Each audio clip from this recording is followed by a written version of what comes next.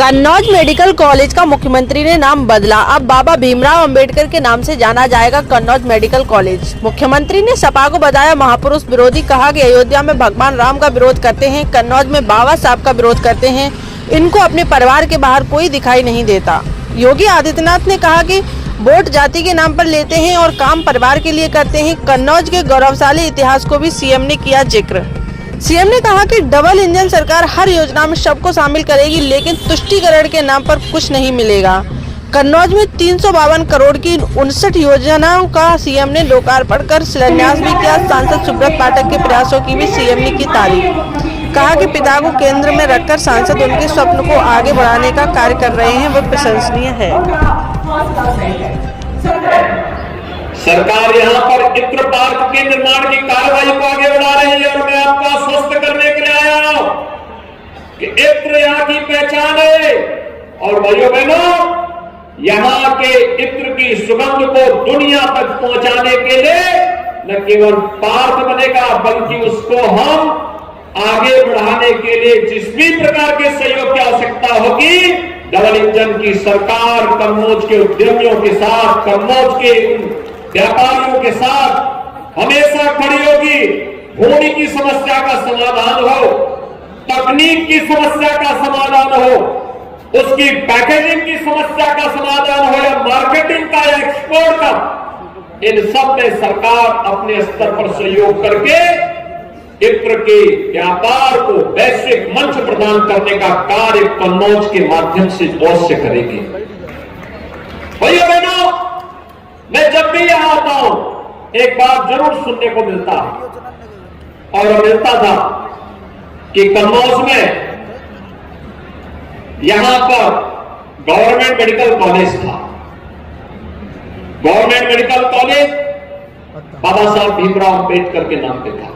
भारत के संविधान के शिल्पी बाबा साहब भीमराव अंबेडकर। समाजवादी पार्टी की सरकार को पता नहीं क्या छिड़ थी इन महापुरुषों से। अयोध्या में भगवान राम का विरोध करते थे तो कन्नौज में बाबा साहब भीमराव अंबेडकर का भी विरोध करते हैं। यानी उनको परिवार के बाहर कुछ भी नहीं दिखाई देता है, अपने परिवार के बाहर सोच ही नहीं सकते। कुछ लोगों की आदत होती है, वोट तो जाति के नाम पे लेते हैं, लेकिन काम केवल परिवार के लिए करते हैं, परिवार से बाहर नहीं।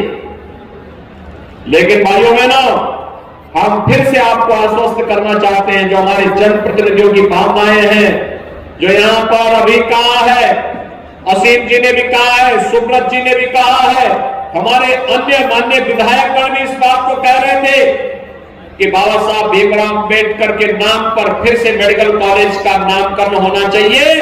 और मैं आपको आश्वस्त करने के लिए आया हूं कि बाबा साहब भीमराव अंबेडकर के नाम पर फिर से जाना जाएगा कन्नौज का मेडिकल कॉलेज।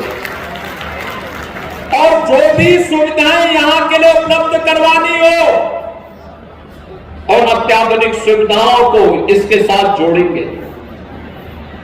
कन्नौज को एक विशेष व्यवस्था के साथ जोड़ करके इस व्यवस्था को और तेजी के साथ आगे बढ़ाने का कार्य करेंगे। आपने देखा होगा यहां पर आज अपने स्वर्गीय पिता की स्मृतियों को जीवंत बनाए रखने के लिए श्री सुब्रत पाठक जी ने